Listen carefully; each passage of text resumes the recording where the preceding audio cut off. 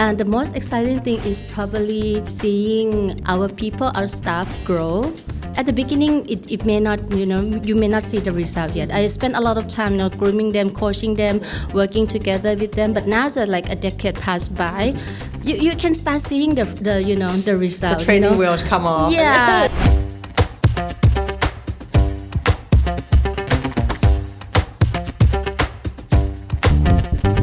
Hi, so we're here today with Khun Maneerut Anulomsumbut.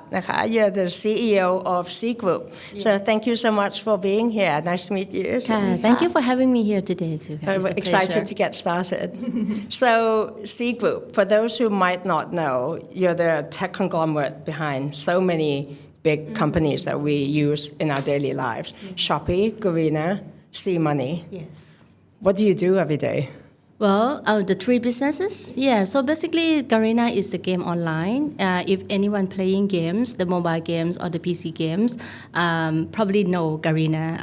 Our big game right now is ROV and Free Fire, yeah, which I think not only popular in Thailand, but actually Free Fire we launched in 160 markets around the world. Wow. Yeah, so it's such a big game, yeah. And we've been here in Thailand for almost a decade. Actually, C Group at the beginning, it's just Garena. Yeah. It's the game business to start with, and then we're expanding. We here in Thailand in 2011, 2012, and then in 2014 and 15, around that time, we launched Shopee.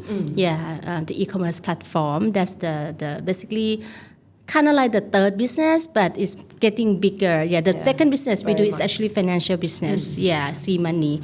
Yeah, but the Shopee, I don't know. You got something on the double date, 11/11. Yeah, something like that. Yeah. So Shopee e-commerce platform is another business we're doing in Thailand. But it's not only in Thailand. Again, Shopee is actually in other markets as well. Same as C Money, which is the financial services products. If we talk about buy now, pay later, the micro lendings, the e-wallet, that kind of thing is all under C Money. So that's the three main businesses. That's a lot of businesses. Encompassing all of consumer tech. Yeah. So as a CEO, what are your key responsibilities and how does your day-to-day look? It's very simple. Just make sure that everything runs properly and smoothly in Thailand. Yeah, that's my so-called job description. Yeah, whatever happened in Thailand, just make sure it runs properly. The company, the internal, partnership, the business-wise, that's just my job. Yeah. Now, how do you decide what's essential? Because I can imagine you waking up every day and then you must get a dozen of pings, a dozen of emails. How do you decide what's the priority? Yeah, the surprise thing is that I don't get that much emails anymore. Yes, yeah. I think actually I joined C Group officially I joined them 2014, so actually like 10 years ago. Wow. Yeah, at the very beginning when we formed the team, when we start the business, it's very hectic. And yes, I got a lot of emails, a lot of issues, a lot of things to work on, and definitely need to build a team to support that. So if you ask for the essential at that time, well, it's more on getting the business up and running. So anything related to the operations, the startup style, I put it as a priority, and alongside people. Is very important. So business has to grow, and I had to basically along the time building the people to support that. But business always comes first at that day because it's so important as a tech business. You know the speed is very important, so that's very essential. But if you ask me today, the situation is a little bit different because at this time it's like 10 years already. You cannot expect me to work as like 10 years ago, right? It has the life should be better. More work-life balance. Yes, more work-life balance. So in a sense, I have a team. Luckily, I have a very strong team helping me run all the three businesses. So and they're very strong in a sense that like when we align on the purpose and the objective of the business, they actually be able to run it by themselves. So for me at the moment, it's more on what is critical. At that point of time. For example, we might evaluate the new business, we might apply for the new license, we may do certain things. And so that's like kind of like special projects, new business. That is something that probably get my attention at the every day. And definitely people is still like very essential to me. So I actually, on and off checking with my people team on like how things going, how do we need to do anything and things like that. So I believe that the business now is up and running, but it's more on how to expand it. But in order to make sure that it's up and running properly, I need the people, I need the team. So at the moment, people become very crucial and very essential. And it's quite difficult, like you say, to find the right people for the right jobs at different stages. What do you personally look for when you build a team? When I build a team, again, it depends on the stage of the business. At the very early day, you are looking for the warrior. Yeah. You're looking for someone who can, self-driven. Yeah, because at the early day, you don't have time to hold hands and explain everything. You want someone that go. It's just like talk to us and I explain, and once they buy in, once they get the idea, they can help, go worry, right? They go, they fight, they make it happen. You need that kind of people at the very beginning. Right now, things are probably more stable in a sense. You still need that type of people, but you need other type of people too. You need someone who can do the routine work.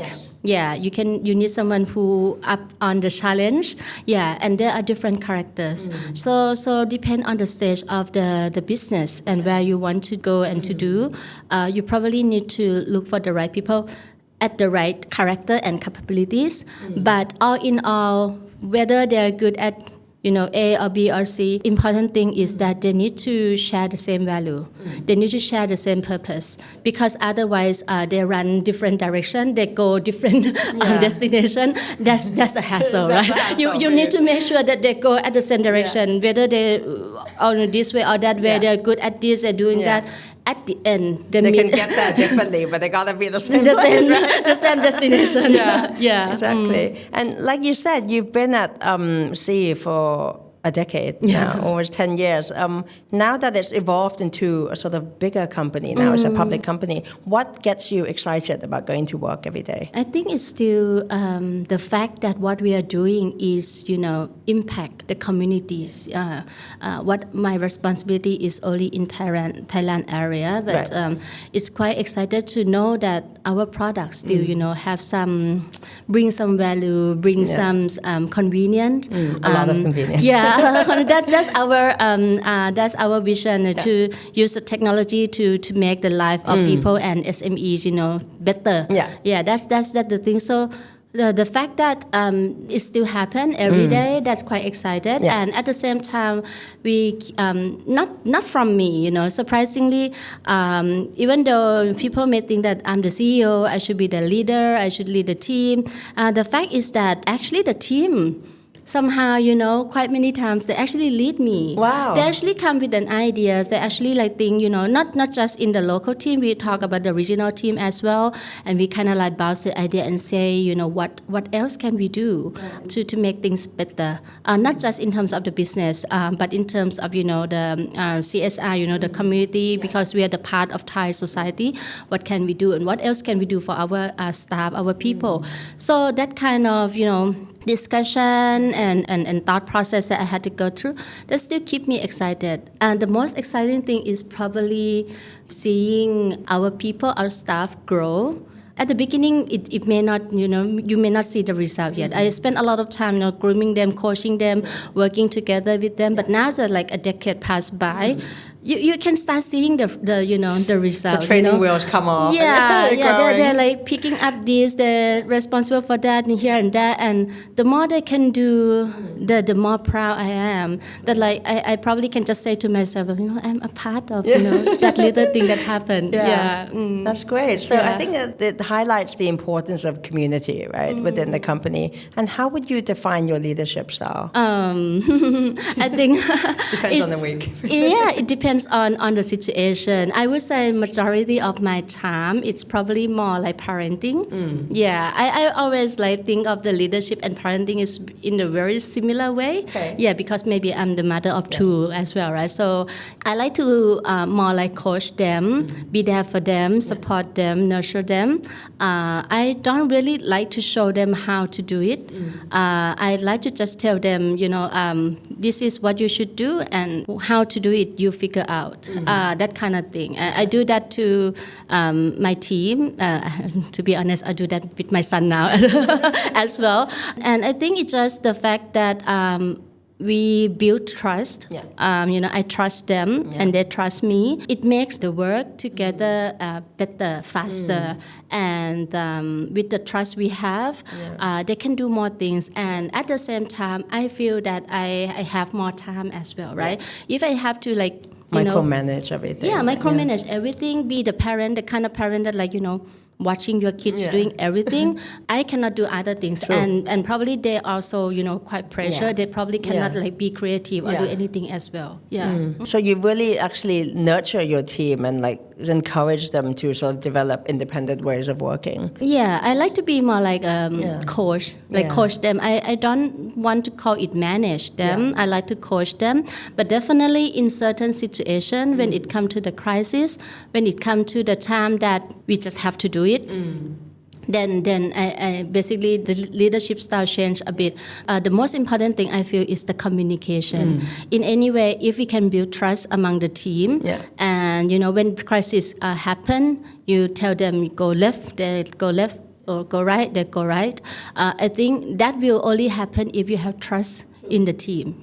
That's so true. Good advice. And so a lot of people right now talk about empathy, right? This has sort of emerged as a new sort of awareness this past year. Do you think it's important to be an empathetic leader? I believe so. To me, particularly, I feel that empathy is very important. In my experience, I think when I start working, I got the boss that very empathetic in such a way that I got a very good experience having receiving that kind of treat from my ex-boss, and such a feeling is so good that I feel like if I have to lead someone or if I have to take care of someone, I want them to feel the same. I feel that by being empathize and understand them, they don't just work for you, but they work with you, and they be on the same side with you. They don't feel like oh, you're on the other fence, I'm here, and then we're debating. So being empathy is very important, I believe. Yes. And so, as you mentioned, you're a mother of two. How do you think being a parent has changed the way that you lead and you work? I feel that by being a parent, the time management is even more important. To be able to manage the time properly and to work efficiently, it's become very crucial because now you still have 24 hours, but you have basically 2 full-time jobs, right? So how can you handle that? So time management, being efficient, and have the right team is very important. In the past, I used to be very, actually not a good lad, it's quite a bad idea. I like to do things by myself. I'm a very perfectionist. I really don't like anyone to do the job for me because whenever they do it for me, it's not exactly the way I want. Like it, right? And I sometimes think I may have the ADHD thing. I always spot some little thing, different format and to be honest, it got me sick,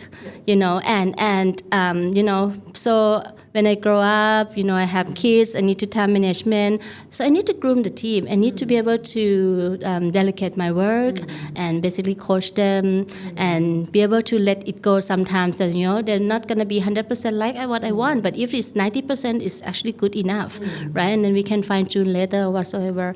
So I think it's just by the time you grow along, Good advice too.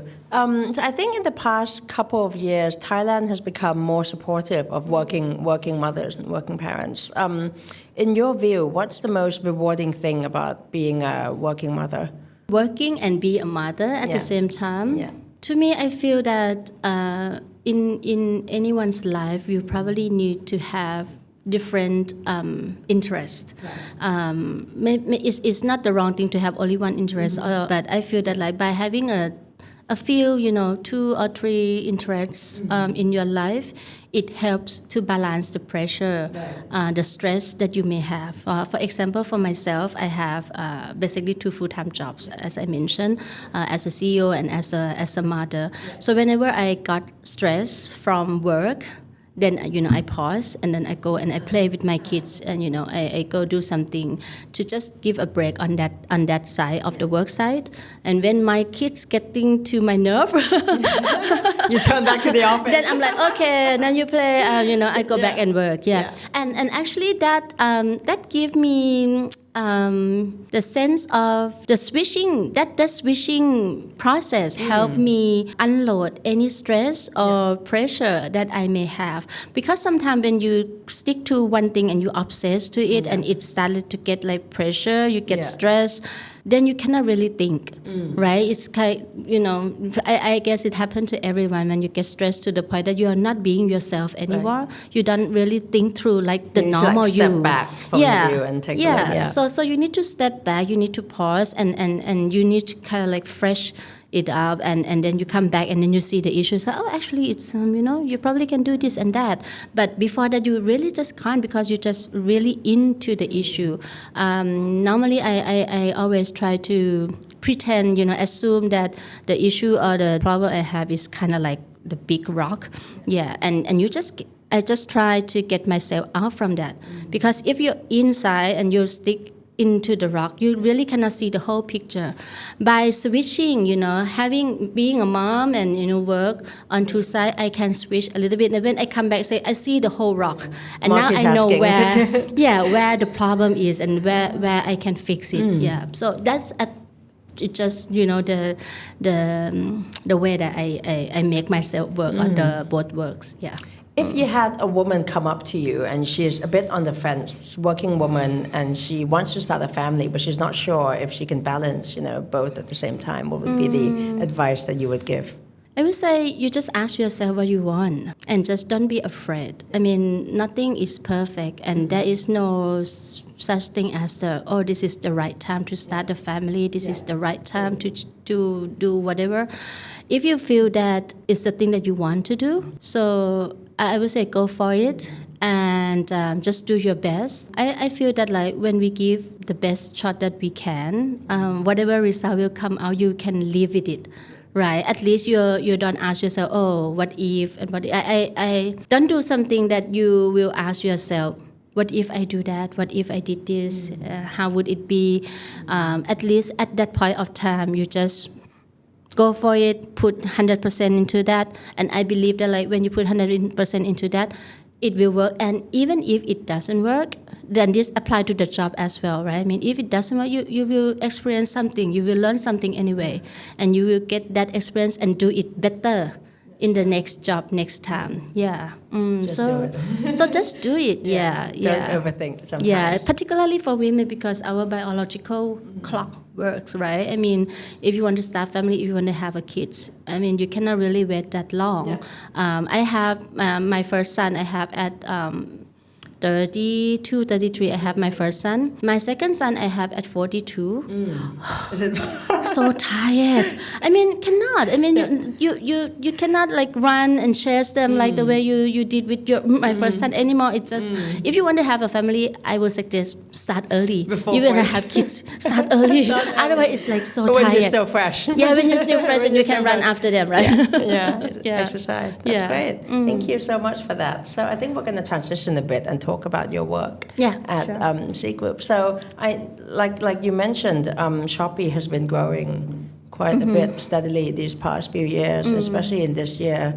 E-commerce, we can't live without it. We're on it, shopping constantly, 5 times a day. Right? How has e-commerce helped power the lives of SMEs in Thailand, in your view? I think that there are two parts of it. When we think of doing Shopee, we see like how the e-commerce can help individuals and people in that society. The first part is very simple, the buyer side, how can we make the buying experience better? We probably see the benefit clearly when we got hit by COVID, when you couldn't really go out, you had to buy things online. How can we make that experience easier, faster? If you want to buy something, you can buy it at the right price, and you get the shipping and things properly, the payment and everything very smooth. That's actually the first part of the experience that we want to build for people through e-commerce, to give them the convenience to get the stuff they want at the right time. For SME, the sellers, that's also another big stories too. We believe that Thai SME is the backbone of the Thai economy, right? We have majority of the SME in Thailand, right? And they're very capable. Many of them are very capable, but at the same time, how can they unleash their potential? If they have to do things offline and open store, there's some big chunk of the cost that they have to invest upfront, right? So how can we help them to grow faster and more cost efficient? E-commerce is definitely one of the answer, right? I mean, they can just go online. They're gonna meet a lot of millions of customers online. There's no border anymore. It's the borderless, right? E-commerce. You can sell anywhere at the moment. If you're on the southern path, you don't just have to sell things there. You can sell to the northern people and vice versa. So that's probably the thing that we want to do the most for the sellers. So we actually do a lot of programs to support them. For Shopee, if I have to bucket it. So actually there are 3 E's. The first one is the enlargement. So basically we believe that the e-commerce help enlarge the market. Like I mentioned before, they get to meet many potential customers at the cost, very, very cost efficient, right? So that's one thing. But when we enlarge the market, they have potential to meet many customers. Now come the second E, enable them. How can they sell it? It doesn't mean that you go online, you can sell, right? Because other people sell it too, right? It's not that easy. So how can they 0 to 1? We have so many courses. We have the Shopee University online that they can attend. They can know how to do the online marketing. It's very simple things sometimes, just taking the nice photo and description, set the right price and things like that, responsive to the chat and that kind of thing helps. So that's the training we have. We try to enable them so that they know how to sell things online. It's not just that, pop up. You sign up and you leave them. So enlarge the market, enable the seller. And the last thing is to empower them. As you're probably aware, Thai sellers, one of the key challenges that they face is the financial, right? Even though they want to expand, sometimes it's not that easy for them to get the capital, to get the fund, right?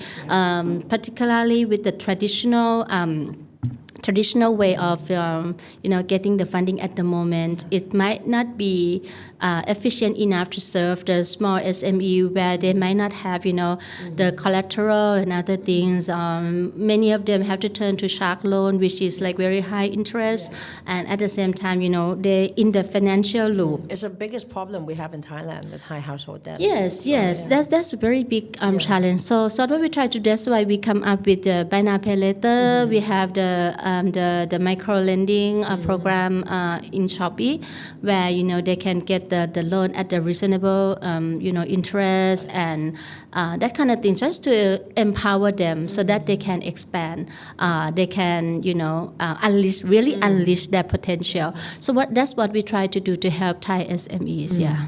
And as a CEO, you must see all the sweeping trends at a very macro level. What key consumer trends are you noticing in Thailand at the moment? Consumer trends, right? What are people interested in at the moment? Actually quite a lot of things, right? And really depend on the segment. But if in overall, I think at the moment, home and living is probably one of the big category that people pay attention to. Maybe it comes from the COVID when people couldn't go out, so they decorate and they try to do many things. Women accessories also quite a big thing too. And I think actually the third one, if I'm not wrong, is still the mother and kids products. Still always the big category. I can relate to that now. Yeah, with the little baby at home. Yeah, you probably shop a lot All the for them. time. Yeah, so that's the three main categories. Yeah, that people always buy online. Yeah. And what do you personally buy? What do you personally buy? Oh, definitely for kids. Particularly the Christmas upcoming. Technically speaking, all the gift, the little things to, that kind of thing. Yeah. So very very. Many even the household goods. Also the things that you probably know that you buy on the monthly basis. Then it's very simple. You don't have to go shop and carry anymore. You just like schedule it. Exactly. And then things come all at once. Yes, that's very simple. Very simple, making lives easier. Yes, exactly. And now that we're reaching the end of the year, people always look ahead to 2025 now. What are your key priorities for C Group in 2025? For the business wise, it's gonna be the same. To bring the best experience to our users. Whether it's the Garena, the game business, we also like the current game, ROV Free Fire. We always have like the campaign and the esport tournament and things like that to basically the game community, so they can enjoy it. It's such a big community. It's getting bigger and bigger. And we bring the new game to the market as well. So hope to fulfill, the game community. For Shopee, of course, we will continue to ensure that the service and the products we offer on our platform is, suits the Thai communities. Any other things that we can support, the delivery, we work with the 3PL. We have our own Shopee Express crew to just ensure the buyer and the sellers can enjoy the experience, using Shopee platform as much as they can. For C-Money product, definitely we will continue doing that. We actually for C-Money we just started like a couple of years ago, so it's still pretty new. We try to do more on the platform, and there's other products in our pipeline that we want to basically bring it and put on the platform at the right time, I would say. So that's on the business side. People, definitely we try to see Thailand is the part of Thai communities. So we will continue to do our CSR, whatever ESG, or whatever you put it on. But for us, we always focus on building the digital skills for Thai people. I think we particularly in the tech business, we aware that the tech industry growing so fast, but at the same time, the tech talents, still quite limited in our market. Especially, with everyone talking about AI now, we talk about it as a trend, but we actually need to know how to do it, right? Yes. Yeah. So that's that becomes an issue. It actually is an issue for a while already, and that's the tech part. But we can also talk about the very basic digital skills as well. How to use the graphic and other things. How to make sure that the students in the universities they can practice or learn the skills. So once they graduate and they enter to the work world, they can work right away. They don't have to come and adjust and learn. So we do a lot of programs with the universities, with the Thai government entities, to ensure that we bring our expertise as the tech company and try to bridge that gap. Make sure that the students can put the theory into practice in a sense. When they're still at the university level, don't have to wait until they graduate. And at the same time, people who already graduate, the work first jobber and things like that, how can they upskill that digital skills, that kind of sense. So we do have many programs. And last but not least, I think for the silver aging people, we try to make sure we include them too. We try to make they're becoming a bigger part of the population, right? How to make sure that they're aware and they don't get that kind of like michachi, but the fraud people, the kind of thing. So have more awareness. So that's what we try to do to make it an inclusiveness, digital skill for everyone. That's what we try to do.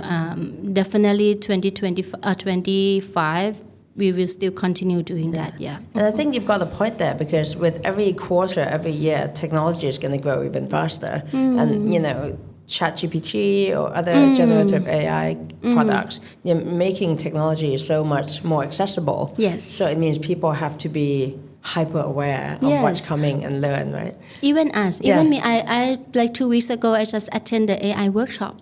Yeah, I feel that like it's something. It's very interesting because I think for C group we use AI quite a lot, but at the moment we are talking about the generative AI, which is very new, and at the same time definitely it's very efficient. Like if you know how to use it, it's gonna make you like super capable, right? I mean, it's not your normal English. It can just rewrite and make you look like wow. I don't have to write anymore.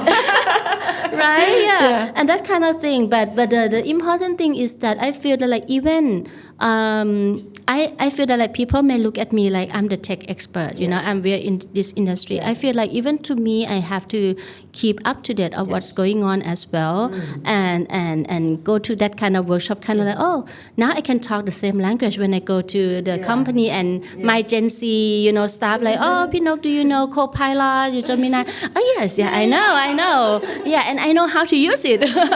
so don't don't do the trick or anything. So I think that it's very important even to us.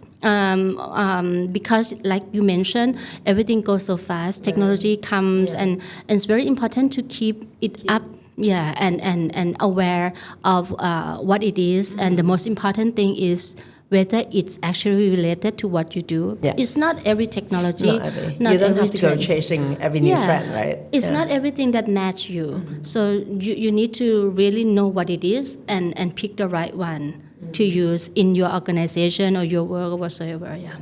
I can do your kids' homework for you as well. Please. So, we're talking about Gen Z and the new generation. You must see a lot of, Gen Zers come up in your office. If you were to sit down with a fresh grad and they'd like to apply for a job at C Group, what would be your advice? Actually, I would ask them first, like, why? Why C Group or any job they do, right?